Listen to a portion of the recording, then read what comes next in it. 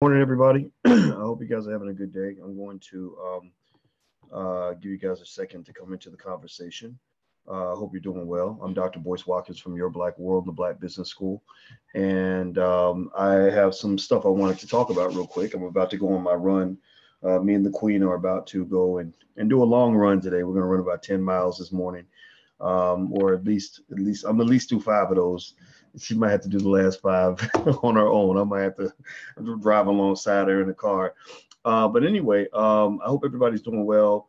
Please hit the like button, share button, and subscribe button, all that good stuff. I'm about to send a text out to let everybody know that we're live. What's going on, Stack to Infin and JP Performance, and is that what it says?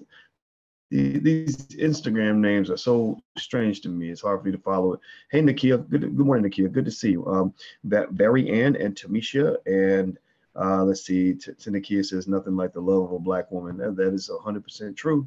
100% true. If you ain't heard it here, you need to hear it somewhere, because I'm telling you, the black woman's love is the best kept secret in America, but it shouldn't be a secret. And I'm a big believer in black love and a believer in black women. So I have much support and respect for all the women out here who are doing good things in the world and doing good things for good people.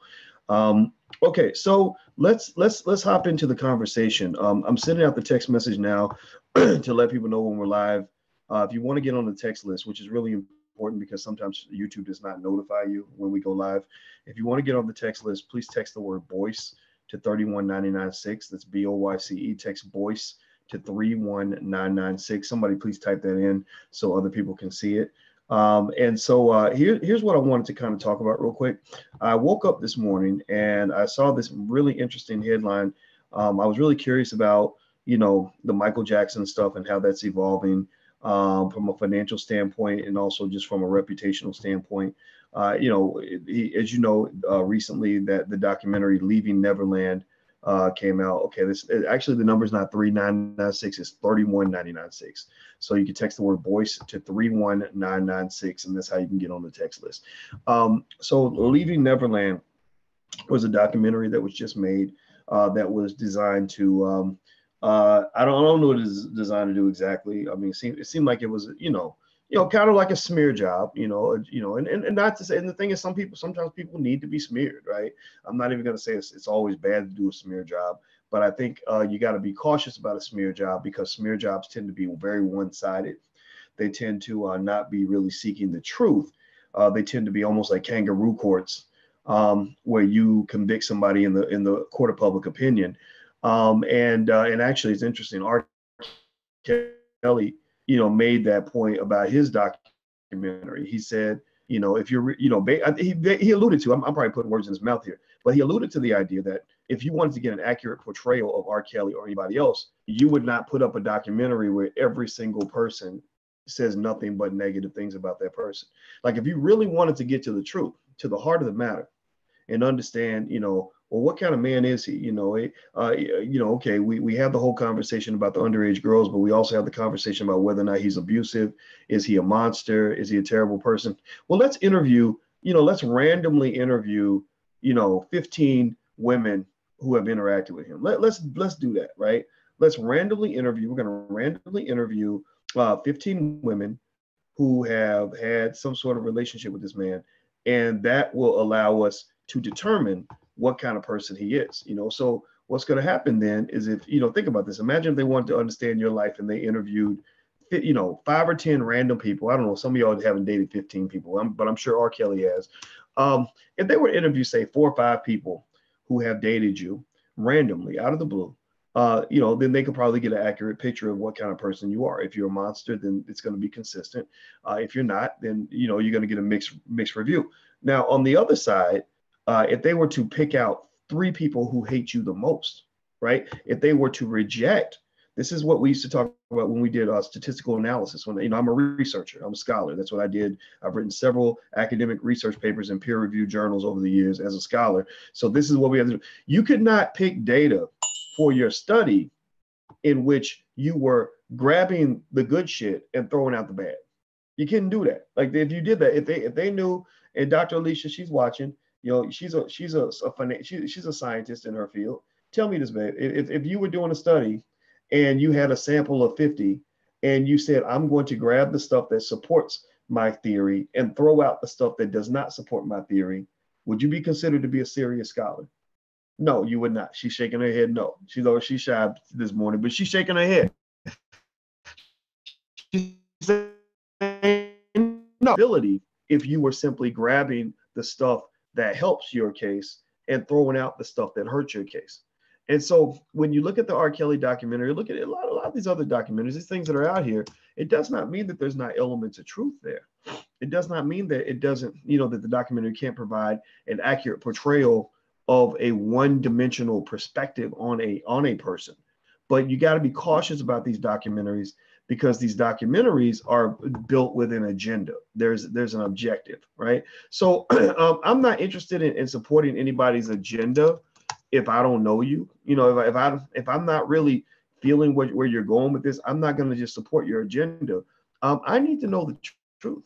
I need to know what was really going on, right? So anyway, long story short, Michael Jackson, has been, in the middle of a lot of this too, right? Michael Jackson, the documentary Leaving Neverland was done, and it was done to really, really paint him as a bad guy, to really say, hey, the Michael Jackson that you thought you knew is not the real Michael Jackson. He is, sorry, is not the real Michael Jackson. He's a child molester. He did these terrible things to people. And I'm going to say this, and some people may get mad at me, but I'm going to say that that's not impossible. That's not impossible. There's a lot of stuff that I've seen that tells me that maybe, like I wouldn't let Michael Jackson babysit my kids.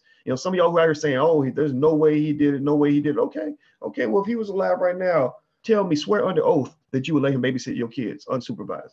Tell me right now. Tell me, seriously, speak to me right now and tell me that if Michael Jackson was like, hey, I'll watch little Tyrone. We're buddies. We're going to have a birthday party and a sleepover with popcorn and stuffed animals, and we're going to watch movies all night. Would you let your child be sleeping in the bed with Michael Jackson? Would you let your child be babysit by Michael Jackson? Hell no. And somebody said, I wouldn't let you babysit my kids either. Smart parent, very smart parent. You don't let no grown-ass man babysit your kids. If a grown-ass man wants to sleep in the bed with your child, it should raise some red flags. If it doesn't, then you sound like those parents, those R. Kelly parents who say, oh, I took my 16-year-old daughter or 17-year-old daughter to an R. Kelly concert and sent her on stage, right? I mean, seriously, like there's smart parenting and there's dumb parenting, and we can't pretend like there's not any dumb parents out there. So what I think is really important to understand, and at least this is my point of view, I'm not right about everything. There's some things I'm wrong about, but I believe that you can talk about the racism that exists in the Michael Jackson and R. Kelly portrayals without being a blanket defender of everything that these men did. I don't think you have to walk around saying there's no way Michael Jackson could have done this, or there's no way R. Kelly could have done this. I don't think that doesn't show me that you're really processing this. That shows me that you're caught up in the politics of it and you're taking one side and one side only. I'm a person who says, yeah, Michael Jackson, there's a lot of evidence to say that Michael Jackson did some stuff that is clearly questionable. And I watched some of the documentary, only parts that I could really stomach. I couldn't watch the whole thing. It just made me sick.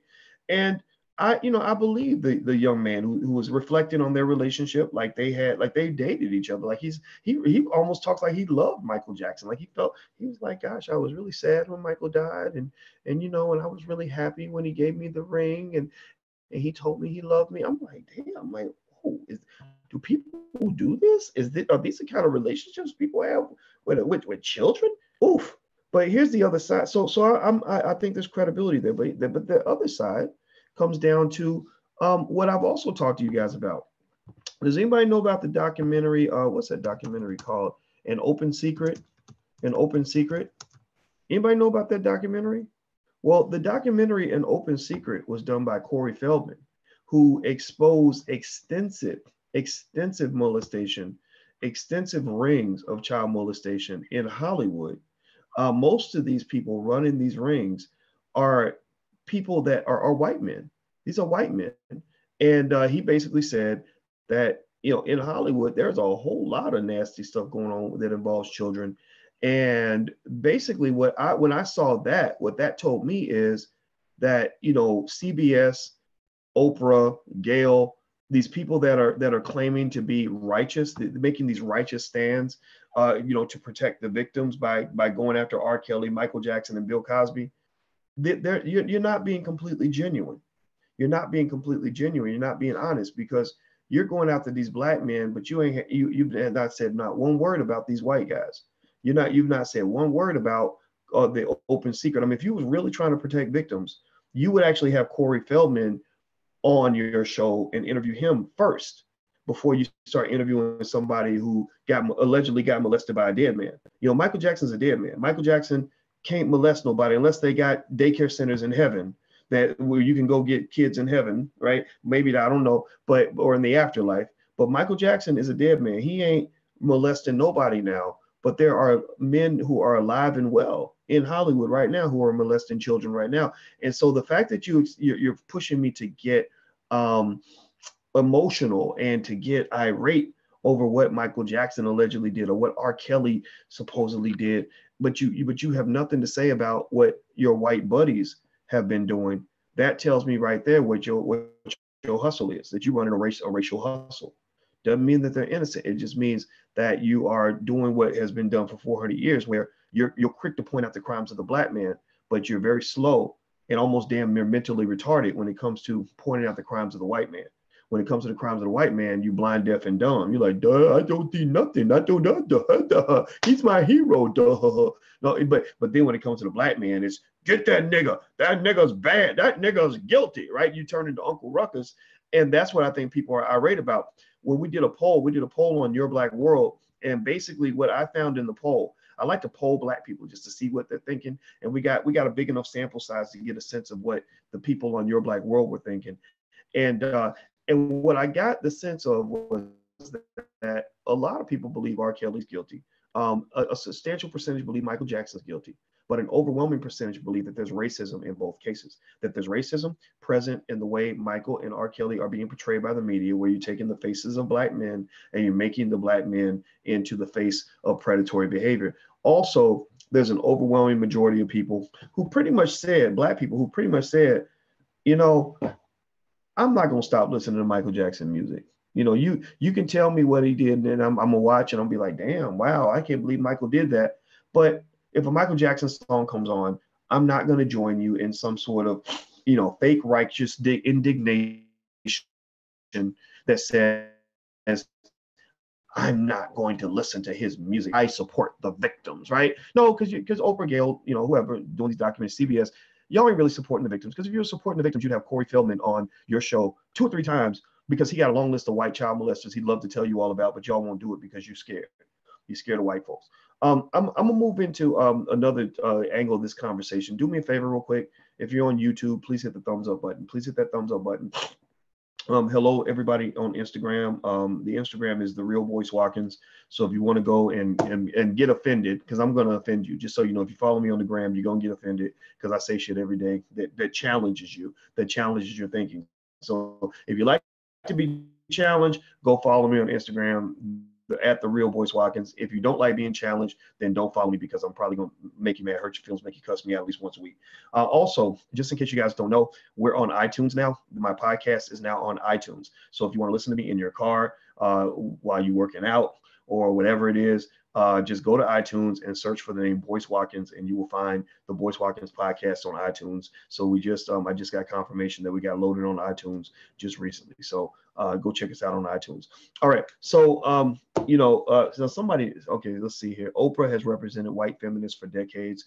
Yeah, Oprah, has made $1 billion off the Mammy role, basically. Oprah, if this was 200 years ago, Oprah would be, the old maid sitting in the kitchen, letting the baby suck her titties and stuff, like she'd be breastfeeding the white man's baby, and they and the little white girls would grow up calling her mama and whatever, big mama, whatever. And that's what role she fills, because that role was built for her 200, 300, 400 years ago. Like, that has been that's a role that's been in long in existence, so you can ease right into it. And it's an easy way to be successful in America as a Black person, because that's what they need. That's what they're used to seeing. It's almost like how it would have been easier for me to connect to Black folks as a rapper or a basketball player than it is for me to connect to Black people as a finance professor. Most Black people see thousands of rappers and basketball players before the age of 18, so they're used to that culture. Whereas very few Black people see a finance professor. I have to explain what the hell that is. They're like, "What? I've never seen a Black finance professor before. You mean a Black man who's a financial expert, who's a scholar? Like, that doesn't make any sense, because Black people are supposed to be stupid, right?" So I had to explain to them what I do and who I am, as opposed to having a role that's been built for me, before I was even born. So Oprah's role was built long before she was born. It fits into that whole role she played in The Color Purple. The old raggedy, worn down, overweight, obese Black woman who just serves white people for a living. And Oprah's worked that to her advantage. Good for her. Now, one of the things that's interesting though, and I was looking this up, and I was reading how since the Open Secret documentary came out, again, it had an agenda. The agenda was, we want to mute Michael Jackson. We want to shut him down. And I agree with that? No, I do not. I do not agree with muting artists based on indiscrepancies you find or in their personal lives. Indiscretion. Sorry, I said indiscrepancies. It's morning, so y'all gotta forgive me for my jacked up vocabulary. But I mean, because again, you tear down and you mute Michael Jackson, then white people, you're now challenged to go mute Elvis Presley, because we know about Elvis Presley and all the underage girls. If you're going out and Gayle King or Oprah and her friends or whatever are going to go out and prosecute dead men in the court of public opinion, okay, fine. Then fine. Let's go to Oprah next, right? If you're going to go start prosecuting dead men based on their sexual behavior, okay, fine. Then let's talk about all the dead white men who used to go and rape Black women, on the plantation. All the dead white men who used to go to the slave breeding farms, and when they got to be 14 years old, they would go have sex and rape a Black woman as their rite of passage, right? I mean, if you want to go prosecute dead people, fine. Let's go back and look at George Washington, Abraham Lincoln, Thomas Jefferson, James Madison, founding fathers, great white men all throughout history who have done terrible things to Black women and Black people. I mean, if you really want to go start prosecuting dead people, you're going to have a docket that is so full you'll never get through it. There's so many people who are now in the grave who did things in their lives that if you were to reveal those things, you can make them look like demons. Do I agree with the idea of muting Michael Jackson? No. Am I happy that there's been a backfire? Absolutely. In fact, the backfire is pretty huge, at least in the UK and a few other places. According to The Independent, I'm reading the article right here, they said that basically Michael Jackson albums climbed the charts, that they actually shot up, that his music actually was downloaded more. People were more interested in his music after the documentary came out. And in fact, let me see. I think they said that let me see if I can read some specifics. There is a big lawsuit, $100 million lawsuit being filed over the documentary. They said, as of the writing, the singer's compilation album Number Ones sits at number 23 on the charts, having previously been reported to be at 87. The Essential Michael Jackson has climbed to 76, while Thriller has climbed to 133 and Bad to 142. So Michael's selling more records. Michael's music is being listened to more, because now you've got, because what you're doing is you're insulting the intelligence of the public. You're really, there are people that control media. There are people out here that think they control media. It's almost like what Black people are dealing with when you got these elite Negroes that want to tell you who to vote for and all this other stuff. Like, no, we want to mind control Kamala Harris. You must love Cory Booker. Angela Rye and Van Jones are saying you must vote for the Democratic candidate, right? Like, they think that they can control your mind, but they don't understand that you have a world full of free thinking people who have their own brains. There are people who know how to think for themselves. There are people who are like, yeah, okay, Michael Jackson, it sounds like he did some weird stuff. And yeah, 25 years ago, I thought that him sleeping with the little boys in the bed was strange, but that didn't stop me from jamming to his music. Like, that was his life. That's his personal life. That ain't got nothing to do with me. He ain't in the bed with my kids. Any parent who's letting him sleep with their kids, fuck them. you're stupid, you're bad parents. Now turn the music back up. Like, seriously, that's what people say. People are like, turn the music back up. Ain't nobody trying. So what? I mean, seriously. I mean, can you imagine how much fun it would be, how much entertainment it would be to go into the detailed sex lives of every single celebrity that's on TV, every single musical artist that you've ever loved. I mean, my guy. I'm talking about from Elvis Presley to Lady Gaga to. In fact, I think there was a whole story about how I don't know who mentioned this, but they were basically saying that that there was a lot of people saying that Britney Spears kind of lost it. She lost her mind. Connected to HIV, being HIV positive. Now, again, don't pin it on me. I don't know that's true for 100% sure, but that's what the conversation had been. I mean, I'm just trying to imagine what the world would be like if we literally did detailed exposés on every crazy, nasty, illegal thing every artist, every actor has ever done. I mean, can you imagine going into the private life of Charlie Sheen? I mean, Charlie Sheen has probably fucked everything and everyone. Charlie Sheen has probably had sex with a bag of Twizzlers. Like, Charlie Sheen has probably fucked a coffee cup. Like, that man was out there. That's how he got AIDS. He was passing AIDS around to people, like, just handing it out like candy. And they talked about it for a minute, but then they let it go. They didn't mute him or anything. They just said, okay, this is what he's doing. It is what it is. I'm not saying it's right or wrong. I'm just saying that, when we get to the point where we're trying to somehow become the morality police on what these artists do in their personal lives, I just don't think that makes any sense. I think that I'm sitting there thinking, like, why can't I listen to a Michael Jackson song because of something that happened in his personal life? Why can't you admit that R. Kelly's talented while simultaneously accepting the fact that he did some things that he should not have done, that he broke some laws for which he should be held accountable? There are people that break laws every day. Everything from things as minor as jaywalking to speeding, all the way down to there are some people that have gotten away with murder. There are people who literally to this day who say that the Clintons have had people killed. There are murders linked to Barack Obama. Y'all don't know. I don't know if y'all know that or not. But in Chicago, go look it up. Go look it up. Right there at Trinity United Church of Christ, there were murders that were linked to Obama. There was a poor man who was running around saying some stuff. I'm not even gonna say too much about it because I'm not trying to go get in the crosshairs of these crazy people. But he was saying stuff that about Obama's personal life that they didn't want out there. And next thing you know, he ended up dead, shot execution style in his house. And one of my friends went to that church. And she said, yeah, I remember when the choir director got killed. It was like it was a big mystery. Nobody knew who killed him. I was like, yeah, that means nobody wants to find out. And then the guy's mother was in the media. The mother was like she was spilling all the tea. And from her the mother was like, I'm leaving Chicago because I think they're coming to kill me. And I'm gonna tell you why I believe that they killed my son. I'm not gonna say much more than that because that's too close to home, because I'm a Chicagoite and I don't want to get into those conversations. What I'm trying to say to you, here's my point. My point is not to get into all that, the basic stuff. My point is to say that there's a whole lot of debauchery shit happening out here in the world all the time. And I don't think that there are people that have the right to tell you that you can't listen to Michael Jackson anymore because of whatever's going on with this lawsuit or whatever's going on with this documentary. Also, while you think that the conspiracy happened on the right-hand side, a lot of times, a lot of the conspiracies on the left-hand side.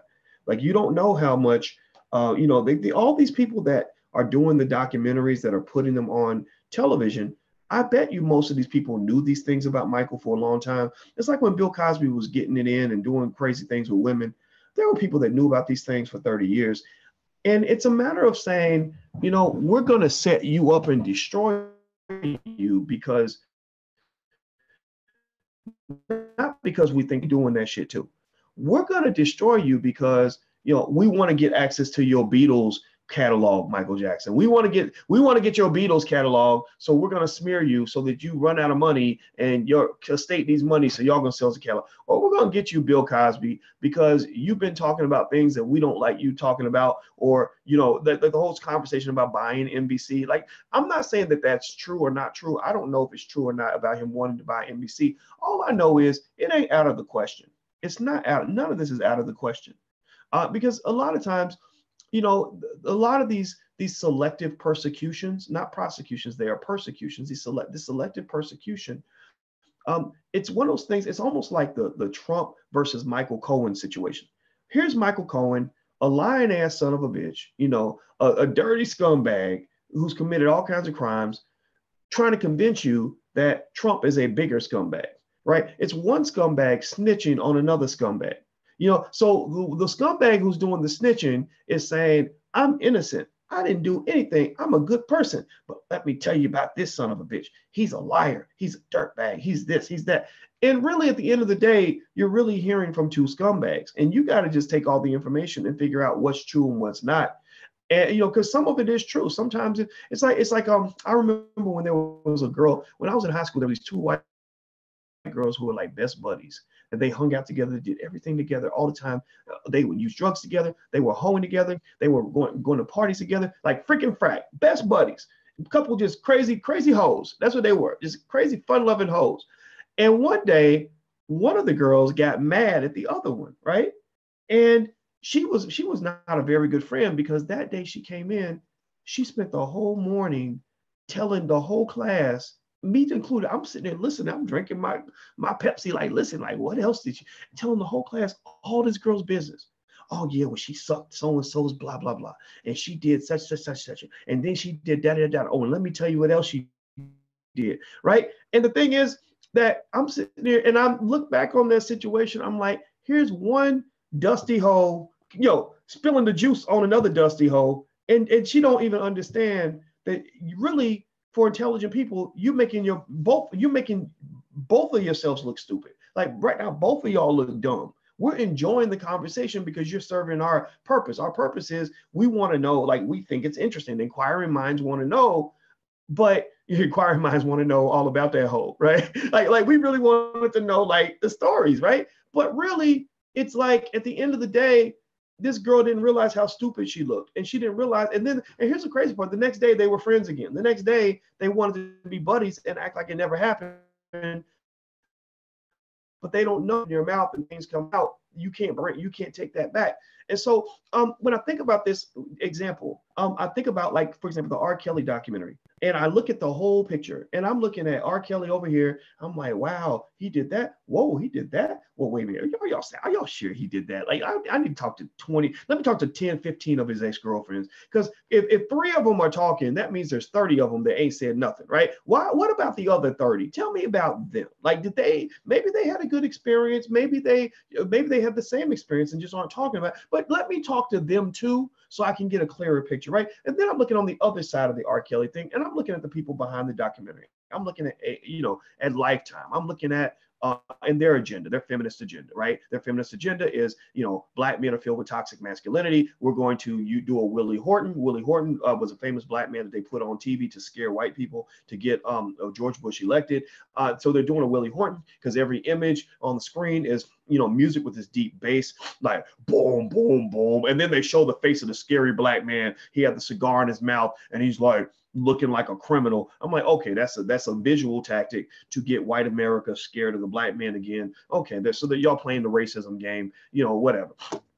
And then I'm looking deeper, and I'm like, well, who's behind this documentary? Who's appearing in this documentary? What do they have to gain?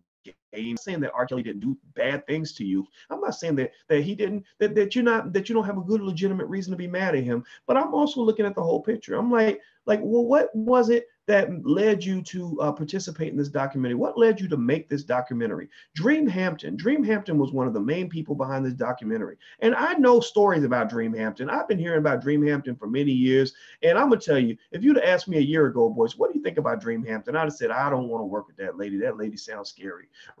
Right. And so I'd be curious to know this. I was like, I wonder what would happen if you did a documentary called Surviving Dream Hampton. If you did a documentary about Dream Hampton, where you found every person who has a terrible story to tell about Dream Hampton, every person that could tell you about the days, going back to the 90s when she was out there doing whatever.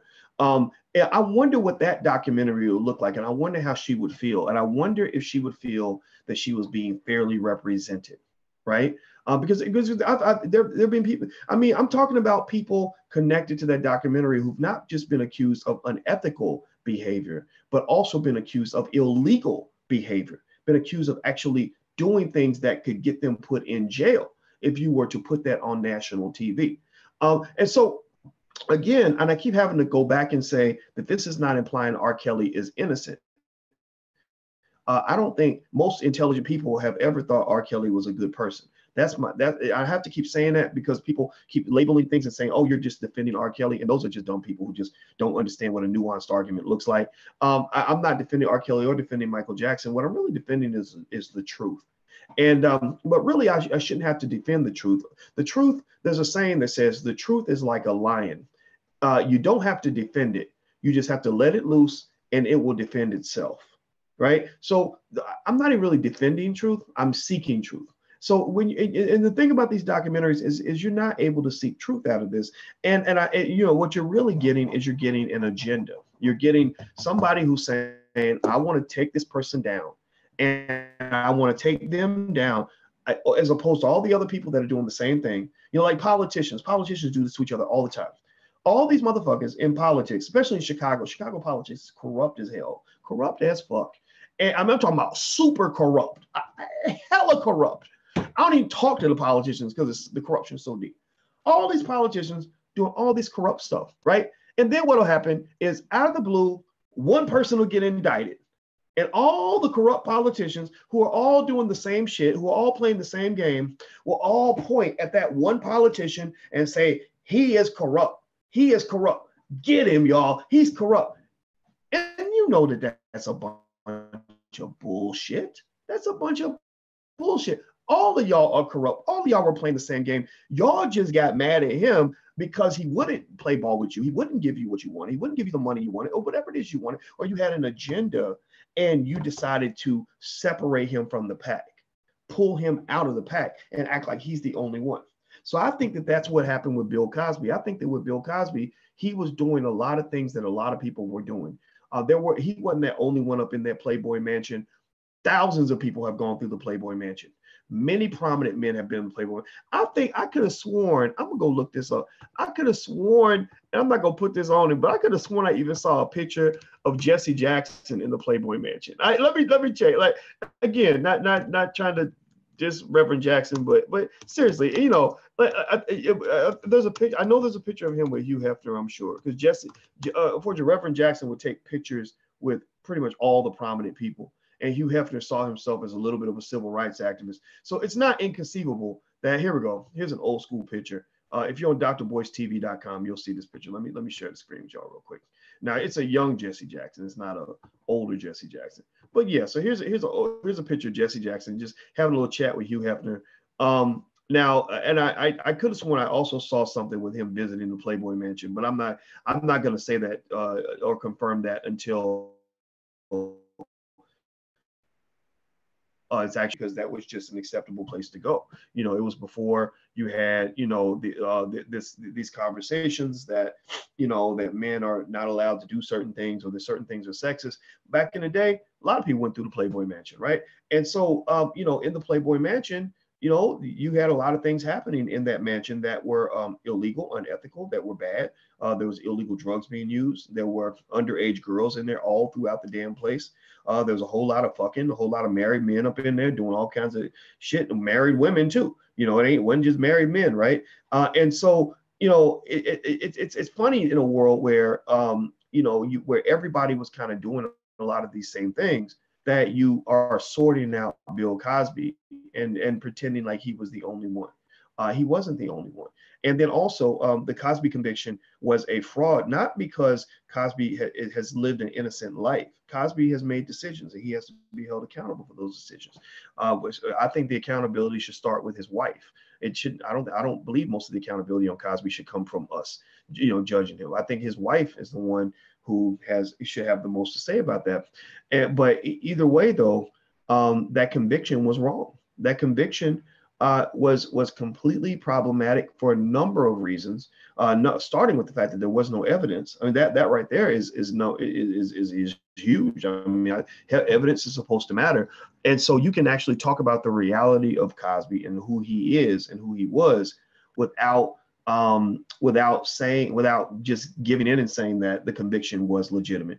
Do me a favor, hit the thumbs up button. If you're on YouTube, please hit the thumbs up button. Please hit the share and subscribe button and all that good stuff. Also, if you want to get a text notification when we go live, please text the word Boyce to 31996. 31996, 31996. Just type my name Boyce into your phone and you can text it to 31996. You'll get a notification when we go live. Those notifications are important because YouTube does not notify people when we go live. Like, for example, right now on the Your Black World channel, there are about 180 people watching. We have 330,000 subscribers. If they were to notify all 330,000 people that we were live, we would have 10,000 people watching, right? But instead we have 180 because YouTube, they target certain channels. They are very biased. They're racist in the sense that black channels, they do certain things to undercut the ability to reach a lot of people, because a lot of people are starting to see the power of social media. So one way we're circumventing that is we're getting people onto the text list, because if I text you, the text is going to go through. So text the word Boyce to 31996, and then you'll get a text message when we go live. Also, don't forget, we're on iTunes now. So if you look up my name, Boyce Watkins, on iTunes, you can actually get the podcast on iTunes. The last thing I'll say about this whole music rising up the charts after the documentary, which I'm sure it just pisses them off. I'm sure they're just so mad because, you know, they're really trying to hurt his pockets. They're trying to go after his family. They're trying to make sure that his legacy is tarnished and his money is tarnished forever. And that's what they do. The white man giveth, the white man taketh away. You know, Michael Jackson, Bill Cosby, R. Kelly, people like that. They live they were kings, and they sat on thrones built on white supremacy. You know, white folks built those thrones. White folks gave them that power. White folks gave them, you know, all of that wealth that they have. You know, it wasn't black people that gave, you know, the Michael Jackson family all that money. It's because white people around the world love him, and it's all good. I mean, Mike's a sellout or nothing. It just means what it is. But what it does also is it shows the vulnerability that comes when a black person builds most of their success, their self-esteem, and their self-worth on a system that's built on white supremacy. And I'm not just talking about Michael Jackson and R. Kelly and Bill Cosby. I'm talking about you. I'm talking about black. I'm talking about you, the Negro sitting in the corner office because you got a senior management position at IBM. And you're telling them, look, mama, I made it. I'm a successful black man. Look at me. They gave me Employee of the Year. That stuff's fine, but understand, the same way they give you that, they can always take that away very easily. And a lot of times when they take it away from you, they don't take it away because you really did something wrong. They don't take it away because you stopped doing your job effectively. They take it away because you stopped playing ball, or you started doing something that is not consistent with the value system that they endorse the most. That you're no longer, you've lost your favorite Negro status.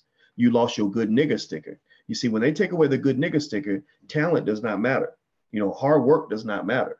None of that matters anymore. When they take away your good nigga sticker and they decide that you are a bad person, they will then take everything that they used to applaud you for, they're going to start punishing you for. And I'll give you an example. When I was in my PhD program, I had a good nigga sticker. I was in good standing with the good nigga sticker. You know, the good nigga sticker corporation, and they gave me you know, good nigga sticker status. And what happened was when I was in my program at Ohio State, I was in a doctoral seminar, and there was this Asian professor from Stanford who was very well respected. He was a tenured professor. But the thing was, I was a smart PhD student. I if I do say so myself, I worked extremely hard. I was study 7, 8, 9, 10 hours a day. There's no such thing as studying too much. I don't believe there's no such thing as a black man who has too much knowledge. There's no such thing as reading too many books. There's no such thing as learning something, you know, too much, like, or putting too much time in. Like, that was my belief. So here I was 28 years old, 27 years old, and I'm sitting in this doctoral seminar, and basically this professor from Stanford said some shit that was incorrect. He basically laid something out, and it was just wrong. And I just corrected him. I just said, well, actually, sir, your methodology needs to be modified because blah blah blah blah. I'm thinking I did a good job. I'm patting myself on the back. Like, that's really good. Good job, boys. Shit. That man, he was so offended that this lowly black doctoral student had corrected him. He's a tenured professor. Tenured professor is like being an NBA all-star, damn near. You tenured at Stanford. It's like being an NBA all-star, and being a doctoral student was like being a college football player, right? So who the hell, or college basketball player? How the hell is a college athlete going to block the shot of an NBA All-Star, right? How are you going to be a college player and dunk on a guy who's in the NBA All-Star game, right? You don't do that, right? So he got really offended and he complained to my superiors. And it was so crazy because the previous year, all my reviews and evaluations had been stellar. Boyce is great. Boyce is on top of everything. He knows his stuff. The next year, the whole tone totally changed. He's out of line. He needs to control his mouth. He needs to blah blah. I mean, I was like, what?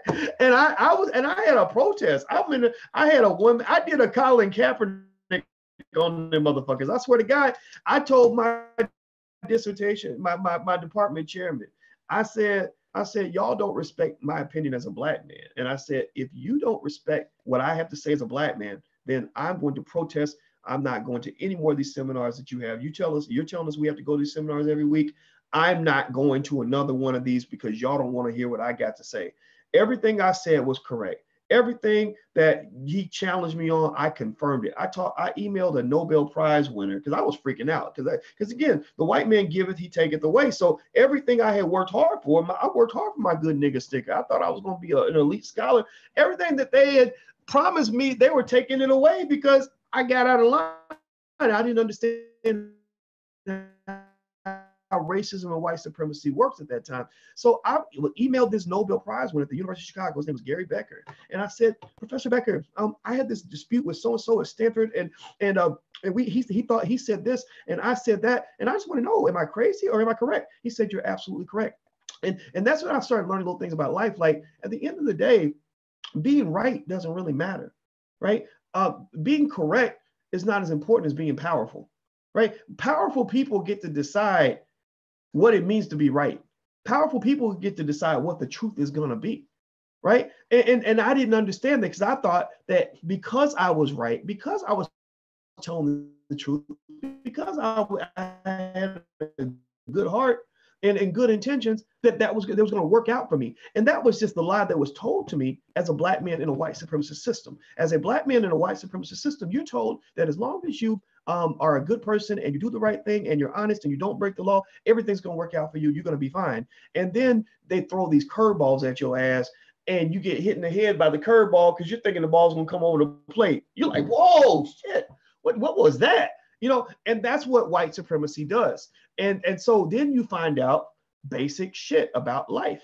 You find out life is not fair. Life ain't fair.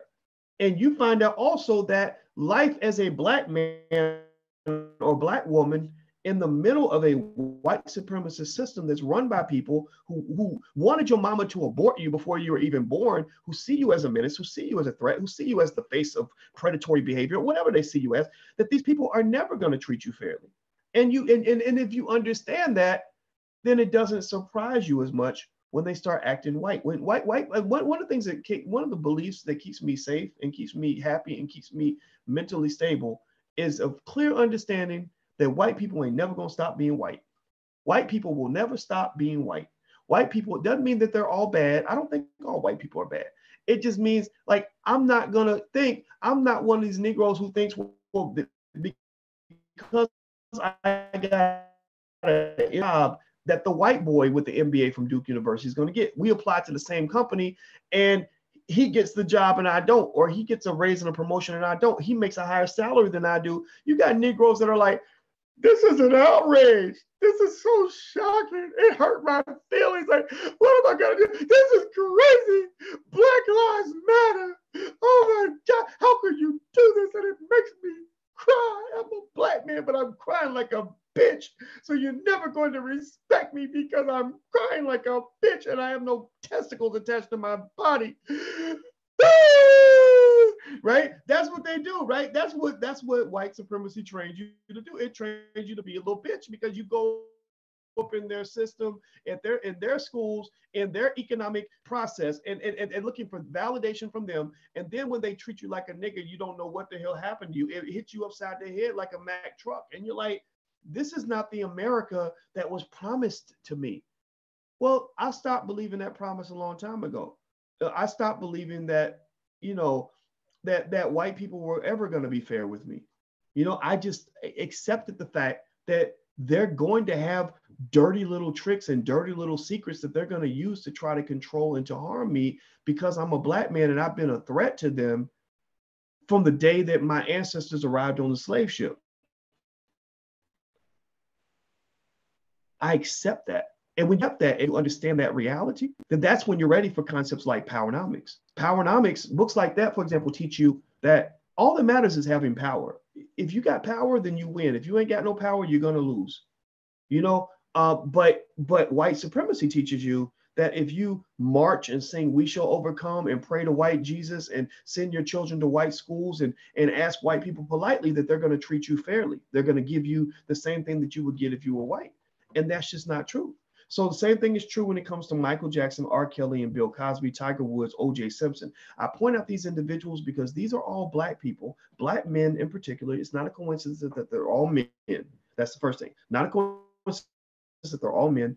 Also, they're heterosexual men. If they were gay men like John, well, shit, I should have said that. I almost said John Legend was gay. I don't know if he's gay, but he identifies heavily with the LGBT community. But if you're a gay black man, then you're going to get a different kind of treatment because gay is in that sort of protected status or whatever. But all these heterosexual black males filled with so-called toxic masculinity, these individuals were all people who were boosted up on a platform built by white folks. It was built like they Tiger Woods wouldn't be who he is if white people didn't support him. O.J. Simpson never would have been in those movies and all those commercials and shit if white people hadn't supported him. Bill Cosby, O.J. Simpson, R. Kelly, Michael Jackson, all of them benefited from receiving their good nigger sticker. The good nigger sticker, as long as it's valid, will cash in for a hell of a lot of money. The good nigga sticker is worth millions for some people. But the problem is that the same way they gave you that good nigga sticker, they can take that shit away. And when they take it away, you're devastated because now you have nothing. Now you have nothing. So what I have said to black people, basically, like if I were advising, let's say I was advising a Michael Jackson when he was alive, or I was advising a Bill Cosby.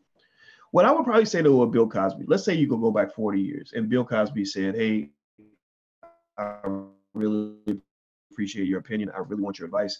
Tell me how I should live my life. Well, I would probably tell him, it's great these white folks love you. Keep taking their money. I think that's wonderful. But just know that it can disappear in a second.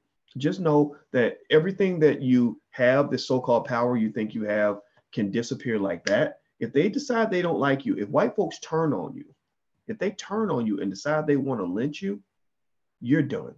You're done. You are still a black man. Now, if you're a black woman, it's a little bit safer. It's not so bad. Like I can't see them ever turning on Oprah, because usually when they turn on a black man, it's for something related to sexual violence or sexual violence. O.J. Simpson, Tiger Woods, O.J. Simpson and Tiger Woods, white America turned on all those guys for something related to what they did with their penis. So one area where the black woman is a little bit safer than the black man is that she does not possess a penis. It is illegal for a heterosexual male to possess a penis and to use it in any way that is not authorized by white value systems, right? So that means like Tiger Woods, for example, he didn't break the law, but he got took down because he cheated on his white wife and he was out having sex with all these, porn stars and shit, right? Which is nasty, crazy, despicable, but not illegal, but still they treated him like he was a criminal. I go back to O.J. Simpson. O.J. Simpson went a little bit further. He allowed, if he's guilty, maybe y'all believe he's guilty, maybe you believe he's not. I don't know. I don't care what you believe. But at the end of the day, in the minds of white America, he was a black man who, first of all, he's trying to control and abuse this white woman with his toxic masculinity, right? And maybe it was toxic, who knows? But then also he was accused of harming and killing a white woman. which makes you public enemy number one. If O.J. Simpson had been a white guy, people would have been mad at him. People would have said, you know, that's not cool. You can't do that to your wife. But they would not have made him public enemy number one. His trial would not have been the trial of the century. Why was the O.J. Simpson trial the trial of the century? It was the trial of the century because it was a black man accused of killing a white woman. If it had been a black man accused of killing a black woman, it wouldn't have been the trial of the century. If it had been a white man accused of killing a white woman, it wouldn't have been the trial of the century. All right, so ultimately, that you know, being a black man, if I were giving Bill Cosby advice, say 40 years ago, or Michael Jackson advice 40 years ago, I would have said, you can't forget, man, that you are a black man. And what happens with some of these black men is they get so comfortable in the comfortable bosom of white supremacist power and wealth and status, that they really start thinking that they ain't black no more. They start thinking, I'm not black, I'm OJ, right? You know, and they get super comfortable with white people. They're so even Russell Simmons and people like that. Like, I know Russell Simmons, I knew him, I worked with him, and I remember just thinking, my God, like, wow, this man, he's so comfortable with white people. How do you do that? I can't. Barack Obama, I'm like, man, you are so comfortable. They don't scare you. They don't. They're the face of predatory behavior. You know, all the predatory things that they've done over the last 400 years. Like, they don't make you. You know, like how the white women clutch their purse. Like I kind of clutch my testicles a little bit when I'm surrounded by white folks. Not because I think that they're bad people. Not because I can't be friends with them, but because I'm like, what y'all get? What y'all about to do? What you get? What scheme you got? You know, plan for me? How you gonna make me into a bad person? Like you know, it's in the and where that came from. I've never, you know, had to go through something like what Cosby or Jackson, you know, whoever goes through. None of that, because I'm not putting roofies in people's drinks and nothing like that. But I've been in other situations where something was given to me and I thought it was mine, or a status was given to me and I thought I had it, and I would internalize it, and then it would be yanked away, and then you're devastated. Tell me if you've ever gone through that, right? Where maybe you had a job and they told you, Tyrone, you're doing a great job. You're employee. You might get employee of the year. And you start saying, I might be employee of the year. Look at me, mama. They told me that I can rise up into middle management and I could be making, you know, an extra 20,000 a year, right? Tell me if you've ever gone through that, right? And then something happens and you piss off the wrong white person, or they see something in you that is a little too black, and then suddenly they start treating you differently. You know, that's devastating for a lot of black people. That's devastating. And so what you see with Bill Cosby and Michael Jackson and R. Kelly and whomever is really just a blown up version of what millions of black people go through every day. It's just nothing but a more exaggerated version of the rejection that many black people have experienced when you lose your good nigga sticker or your most favorite Negro status. When you have the good nigga sticker, that's like dope. You get high off of that shit. You really start feeling safe and secure and confident and good. And then when they yank that shit away, you're devastated. That's why you have black people out here that have committed suicide because they lost their NBA contract or whatever. Melvin Turpin was a player at the University of Kentucky, went to the NBA, didn't work out, came home. He was working as a janitor. He ends up killing himself. That's why you've had black people out here getting hooked on alcohol and drugs, because they used to be, it's some important person at some corporation and they lost all of that, right? Or a black person who's going to the clinic for depression, getting treated for depression right now. Tell me if you know somebody who's going through that, right? Like, when they're getting treated for depression right now because they used to be the department chair at Stanford until they were accused of something, and then next thing you know, they lost their whole career. They lost their job at Stanford and then got blackballed from the entire profession, right? That's what happened. So one of the things I would probably have told Bill Cosby and Michael Jackson is, make your money, but Michael, oh, come on, man, you're spending $10 million shopping in Europe, for God's sake, buying the same goddamn paintings and statues over and over again that you're never even going to use. Like, take that money and let's go build some industry. Let's go build some infrastructure. Let's go build some schools so we can educate our own children. Let's take that money and let's go build. I mean, let's just be real. I mean, Michael Jackson did a lot of charity. God bless him for that. But he did a lot of charity for a lot of non-black people. Also, he did a lot of charity where he's just giving money away, and he spent money like Floyd Mayweather. I would have told Michael Jackson, no, this is investment capital. Money is a weapon of mass destruction, or it can be used as a tool for self-defense. Money and economic power is a tool or a weapon. That is what it's supposed to be used for. It is not supposed to be frivolously thrown up in the air and wasted, and given away because you're making yourself very vulnerable. So I would have told Michael, we're going to take this money, we're going to go build some schools to educate Black children. We're also going to develop business incubators and support and build as many Black businesses as possible, starting with our own.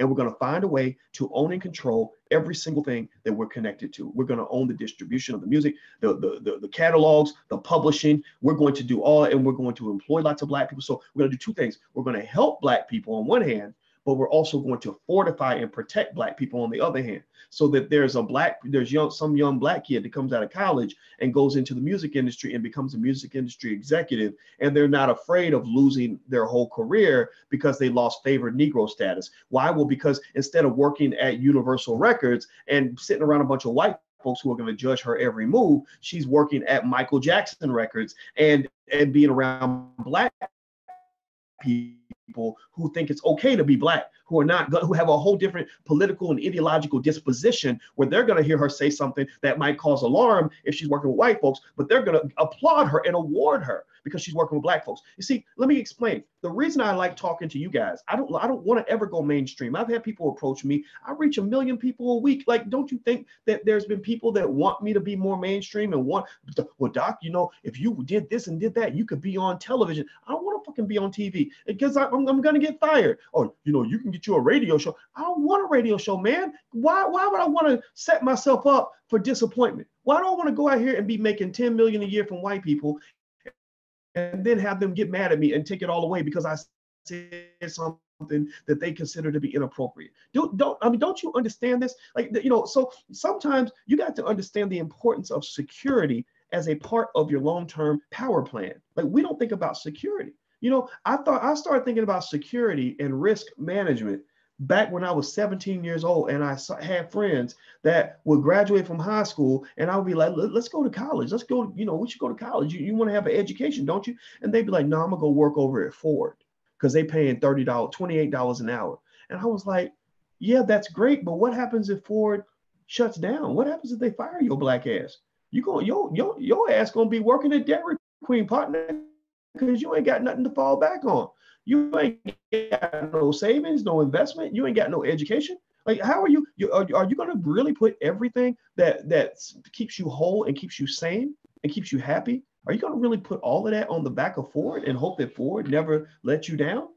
And here's what happened. Years later, guess what? The Ford plant shut down.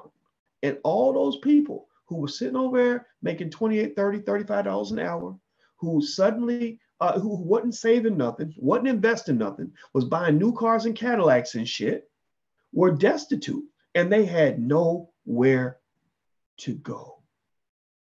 So what I'm saying, what I'm angling on this, and I think that Michael Jackson and Bill Cosby and R. Kelly and all these are great examples of this, is I think that what you want to carry away from this discussion is that the most important words that need to be in the vocabulary of Black people, two of the most important words that should be in your vocabulary are what if. What if? What if tomorrow white people decide that they hate my guts? What would that scenario look like? Am I fortified? Am I safe? Do I have investments? Do I have assets? Do I have a place to go? What if I lose my job tomorrow? Am I going to be all right? Can I survive more than 2 weeks or a month without a paycheck? Do I have a plan B? What if I lose my good nigga sticker and my most favored Negro status? Am I going to be okay? And if you can't answer that, like if you're not asking those what if questions, then what you're doing is you're setting yourself up for a huge fall. And the bigger they are, the harder they fall. So what you see with Bill Cosby, in my opinion, again, not that I'm, doing a Monday morning quarterback on Cosby's life, because he had a complex life, but I'm wondering if there was enough what if conversations where Cosby, I bet you there was no what if scenario that Cosby had in his head that said, what if they decide that they're going to set me up and they're going to do an avalanche of attacks on me based on the choices I've been making for the last 30 or 40 years. You know, like, so again, if I had been advising Cosby, first thing I would tell him is I'd be like, cut it out, man. Come on, bro. You got to find another way to get your rocks off of me. You got all these women that want you, these women chasing you around the world. You ain't got to be raping nobody. You know, so if it is the case that he was putting something in people's drinks, you know, I would be like, we got to get you a therapist. We got to do something, because this is not going to play out well for you if they find out you're doing this. But then number two, I would probably tell him, you know, you've got to reduce your dependence on white people, because white people are fickle. And when they hate a black man, they don't just go and hold you accountable. They don't just give you a punishment that fits the crime or the appropriate punishment for what you've done. No, they obliterate your black ass. They lynch you just like they lynched you back in Instagram. I'm gonna bring you guys right back. It's about to end, but I'll bring you guys right back. Also, do me a favor, hit the thumbs up button real quick, please. Please take a second, hit the thumbs up button. It's really important for support of our reach. Also, we're on iTunes now. If you are a person that wants to listen to the podcast and the conversations we have, and you know, every week we have Dr. Claude Anderson come through. I'm going to text David Banner again today because I would love for him to come through. Michi X is going to come through on a regular basis. I'm going to have Vicky Dillard coming through. Those are two of my favorite women on the planet. And because I want you to hear other perspectives besides mine. There are lots of smart Black people out here that I want to support. And I just believe we should all support each other. And I do believe deeply that if we do support each other, we can actually win. We can actually protect ourselves. Okay, Rich says Vicky Dillard is my crush. Well, you need to join the club, brother, because I bet Vicky's DM is just filled with all kinds of men trying to approach her. And I'm gonna tell you, if you approach her, you better just make sure you come correct, because if you don't, I'm gonna be offended. But also, Vicky's a queen, so Vicky don't take none of that nonsense, so don't be sending her no crazy stuff in the DM. But yeah, so do me a favor, make sure you subscribe. So if you want a free e-copy of my book, It Takes a Village to Raise the Bar, you can get a free e-copy of the book by going to drboycewatkins.net. That's drboycewatkins.net. Also, if you want to, check out our new film, The Black Love Blueprint. As you know, we have a film division, Boyce Watkins Films. Again, because I'm into empire building. So we have several businesses, several companies that we're connected to that we run, several business partners all over the place. We love to partner with people. I even partner. and I'm just telling you, this is important for understanding, what it means to be safe as a Black person in a white society. You got to find a way, Black people, to be open to working together. You got to find ways to work together. We have too many people that have egos and want to work in silos. They want to cut everybody off and attack everybody and everything else. Like, and I'm the only one this, I'm the only one that. And I don't think that that's how we're going to succeed. If I was talking to, to say Umar Johnson, I would tell him, you are a brilliant man. You have a powerful message. You are an extraordinary orator. But why do we get the impression that you're building these schools all by yourself? If you were not building the school by yourself, I believe that you could have had that school built 3-4 years ago, right? Working together is really important. So one of the things that I do in my mind is I try my best when I get mad or when I feel like somebody's been dissing me or somebody hates me, I say, oh, Boyce, get over yourself, push your own ego to the side, and maybe you can work with this person. Maybe the reason that they're fighting with you is because they want attention from you. And maybe that person is somebody that you can actually partner with where you can both be stronger together. So ultimately, I would just say at the end of the day, Black people, working together is one of the secrets to us protecting and fortifying ourselves. Also, us not working together, which came from the whole Willie Lynch doctrine, to separate Black people, to keep us fighting, keep us hating each other, keep us attacking each other. That Willie Lynch doctrine is what has made us vulnerable. That's why. Why do you think it's very easy to, over time, over history, it's very easy to invade and conquer and take resources from African countries, but it's not easy to invade, conquer, and take resources out of China.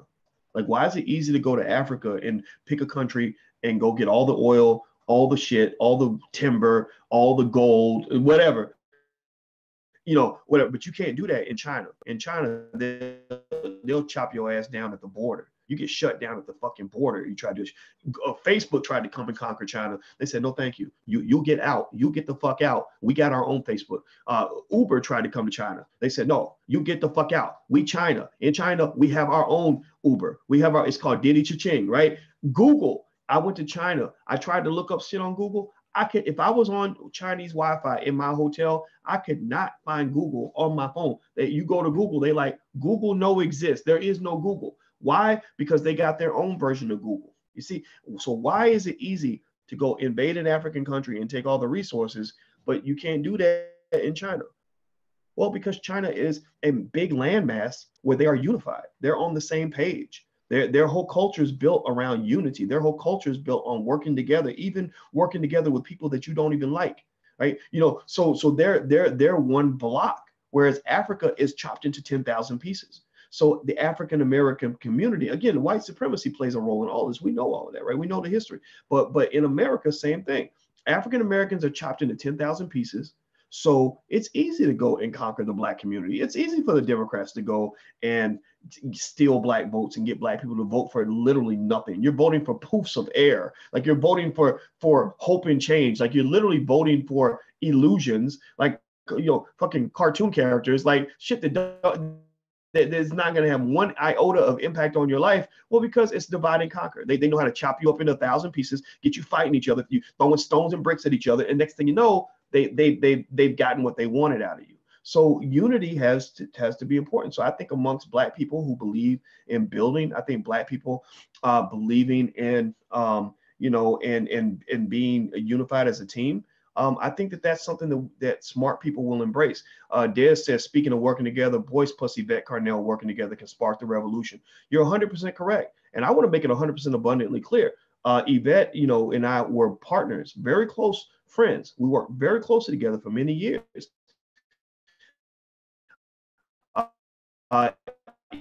Something that she felt, and there was a lot of criticism, and I'm not returning that criticism. I'm not going to go and spend my whole life trying to beat up on a Black woman. I support her ADOS movement. I think it was brilliant. It's a reflection of the brilliance that I know Yvette has. If Yvette, I have called Yvette, I have texted Yvette. If Yvette called me tomorrow and said, hey, Boyce, let's partner, let's work together, I would say absolutely, absolutely. Umar Johnson's another person that has not been my best buddy, who has not liked me very much. Umar and I did have a spat back in 2015, 2016.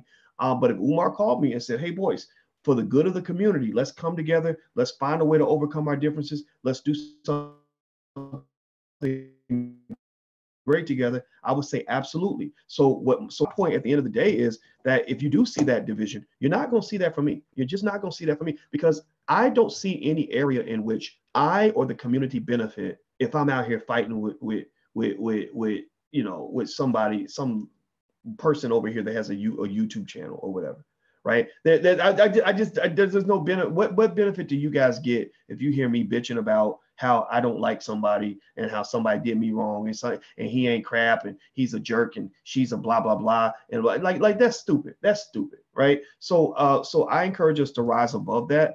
And if I've ever shown anything that was inconsistent with that, then and just chalk it up to my own immaturity. I'm learning too. God is not through with me yet. But I think at the end of the day, all of us have to work to appeal to our higher selves and focus our energy on becoming a better person, because we can't win if we don't work together. You know, the ADOS movement can't win if we don't all work together. Tangibles 2020 can't win. The Us Too movement can't win if we don't find a way to work together. So we got to find a way. Sometimes you got to find a way to take the high road, and we got to find a way to unify. So I'm all for unity, and I'm all for all of us building something great together. And I think that's what we're doing. I think we're doing. It's just a matter of how long it's going to take. So anyway, I know we talked a little. We started with Michael Jackson, and we kind of went around the world, but that's kind of how these podcasts work. But I hope you guys benefited from the discussion. I think to summarize what I think about Michael Jackson and the fact that he's making more money and climbing the charts, it reminds me of a quote I heard from this documentary on Netflix called "Get Me Roger Stone." It's a really good documentary. It's about Roger Stone, who's this really colorful character who has pretty much been behind. He's a political operative. You know, he's behind Trump and Nixon and going all the way back to Nixon and everything in between. Anyway, one thing Roger Stone said that was really funny is he said it's better to be infamous, or sorry, it's better to be infamous than to not be famous at all. And what he's basically saying is that, you know, when you give somebody attention, 9 times out of 10, you're helping them. You know, when you're giving them attention, even if you think it's bad attention, like you think, I'm going to smear this motherfucker, I'm going to destroy his record sales, I'm going to destroy him, right? No, a lot of times you think that you're destroying somebody, but actually you're building them up. And I think that that's what they're learning in this documentary, that there are some people who are going to say, oh my God, Michael Jackson's a terrible person, I'm not going to buy his music anymore. But then there's going to be a lot of people that are going to be like, oh, I remember that song. Yeah, because this is Thriller, right? Or there were people who were R. Kelly, when the R. Kelly documentary, you know, there were people who watched that and they were like, oh, I remember Step in the Name of Love. Oh, that was such a great song. And they would go download the shit because it reminded them of this song that they used to love so much. So, I think that what it kind of says is that when you go in, even if you think you're doing the right thing, if you're doing it with the wrong intentions or for the wrong reasons, or because you have a personal agenda, a lot of times you'll find that it backfires. I think the agenda should be truth. The agenda should be, if we want to paint a picture of the life of R. Kelly or the life of Michael Jackson or the life of Bill Cosby, paint an accurate picture. An accurate picture is not one where you say this person was always the devil every day of the week, that they wake up in the morning on a Tuesday and want to kill people just because they are such a low life and a scumbag. That's not an accurate picture. An accurate picture says that, yeah, this was a part of who they were, but there were some other parts of who they were as well. Let's look at everything and let's see who this person really was. That to me is a fair portrayal, and they're not doing fair portrayals. They're not playing fair. They're playing super dirty, and it's all stupid. And as a scientist, as an intellectual, as a person that has done academic research, if there were a scholar who was doing research in that same way, where they were literally only grabbing the pieces of evidence that support their point and throwing out all the stuff that didn't support their point of view, that scholar would not be taken seriously. They would be laughed out of the university. So to all my fellow scholars out here, I encourage you to be intelligent. And again, that's what this platform is for. It's for intelligent Black people. So if you want to actually be a patron or want to join our club or our League of Intelligent Black People, which blackpeople.com, that's intelligentblackpeople.com. And in fact, just this morning, we invited everybody who's part of the league into a private wealth building or webinar that we're going to have. We're going to invite an expert in, and they're going to answer questions about how to get your money right, how to invest, stuff like that. So feel free to go to intelligentblackpeople.com to support the movement for intelligent Black media. So last but not least, please hit the thumbs up button if you're on YouTube. Please hit that thumbs up button. Very, very important. Second of all, if you want your children to understand wealth and investing and all that, we have a great program for children at blackmillionairesoftomorrow.com. That's blackmillionairesoftomorrow.com. So feel free to go do that if you want to give your children the gift of economic intelligence, which one of my beliefs is that every Black child in America should know how to start a business by the age of 12. In fact, by the age of 12, all of our children should know how to start a business. They should understand how to buy a home. They should also understand the fundamentals of investing in the stock market. Investing in the stock market takes about 10 minutes to learn how to do that. I can teach you in 10 minutes with $10. So make sure your children know how to do those 3 things so that they're not trapped in the web of white supremacy, so they don't end up losing everything because some white man got mad at them. You want them to have real power. So anyway, I'm out of here, guys. Have a good day. Thank you for hanging out with me. This was fun. I'll see you soon. Take care. Peace.